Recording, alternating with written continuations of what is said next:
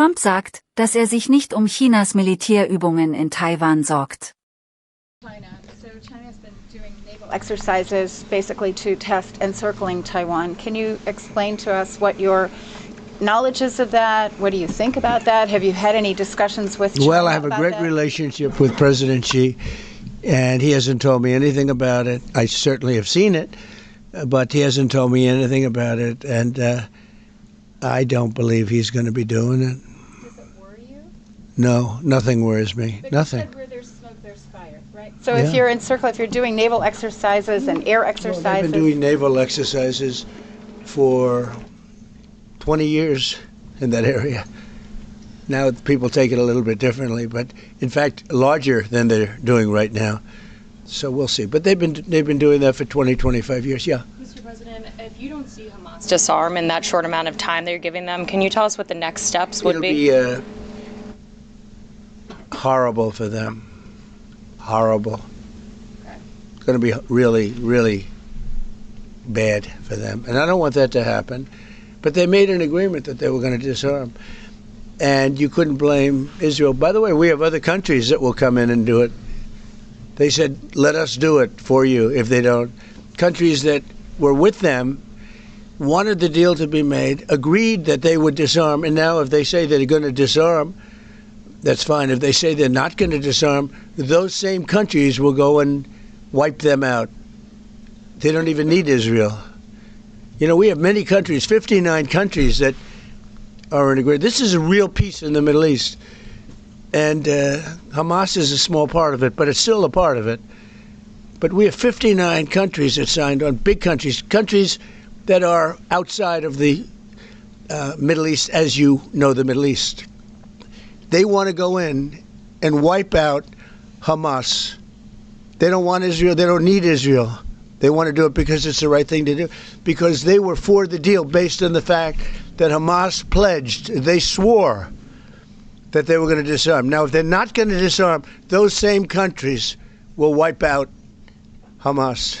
Yeah. President Trump, do you think that the PA should be involved in the day after in Gaza Strip, even in the near future? And the same question to Prime Minister Netanyahu.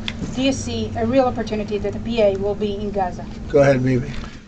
I think President Trump put clearly the conditions of reform that he wants to see in the PA for them to be involved.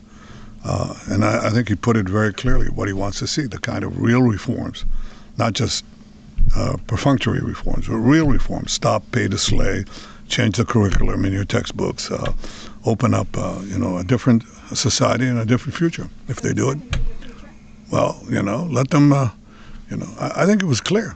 He put pretty clear. He put guidelines that were, by the way, in the Trump plan of 2020, and they were put then in the 20 points, and it's up to them. Remember this: if we didn't do what we did to Iran, just to make the subject just slightly different, you wouldn't have peace in the Middle East. You wouldn't have a deal signed in the Middle East. You wouldn't have a deal, because other Arab nations, which are great people. I know them very well. I know them. They're great people. They wouldn't be able to have agreed to peace in the Middle East because you would have had a dark cloud hanging over everything. It wouldn't have been possible. So Iran has been greatly reduced in power, prestige. I don't want to use the word humiliation because, they're trying to build up again. But we can't let them build up, because if they build up, there can't be peace in the Middle East. It was a mistake. When they wiped out Iraq and Iran were about the same power. And they fought each other with different names for 1,000 years. And then our country came out and blew up one of those two countries, namely Iraq. And all of a sudden, Iran had the whole Middle East all to itself. But that's not true anymore. That's not true anymore. Dies ist eine Website, die dir hilft, dein englisches Lesen und Hören zu verbessern. Sie zerlegt Sätze per KI in leicht verständliche Wortgruppen. Mit dem Player kannst du Tempo, Pause und Rücksprung frei steuern, um jede Zeile zu verstehen. Die Seite bietet Übersetzungen in 20 Sprachen für barrierefreies Lernen. Gib einfach englist.com in deinen Browser ein und probiere es aus.